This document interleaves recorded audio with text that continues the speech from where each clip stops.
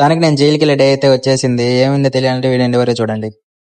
Hello మామ, ఈ రోజు మందలు ఏంటంటే నేను మా సాయి గారు షాపింగ్కి వెళ్తున్నాం. మాకైతే కాలేజ్ స్టార్ట్ అయింది. సో హాస్టల్కి వెళ్ళా కాబట్టి షాపింగ్కి వెళ్తున్నాం. అలా నెల్లూరులో ఆన్లైన్ 1000 అయితే వచ్చాం. నేను మా వాడైతే పోగానే ఒక 2 బస్తాలకు కొనేసాం గుడ్లో. అన్న తీసుకుని వెళ్ళి మావి వాడిది నాది ఇద్దరు కలిపి ఇంకా అలా షాపింగ్ కంప్లీట్ చేసుకుని బిల్లు దగ్గరికి అయితే వెళ్ళిన. ఇద్దరు కలిపి 9000 అయింది. డిస్కౌంట్ లేదా అని షాప్ అని అడిగితే దబాంగ్ దబాంగ్ అన్నాడు. ఇంకేం చేస్తావు, 2 చేతులు జేబులో పెట్టుకుని మర్యాదకు వచ్చేసాం. రీచ్ అయిపోయాం. చూడండి మా వాడు 2 బస్తాలు పట్టుకొని లాగలాగినాడు దాన్ని. తర్వాత రోజు పొద్దున్నే లేచి హాస్టల్కి అయితే స్టార్ట్ అయిపోయాం.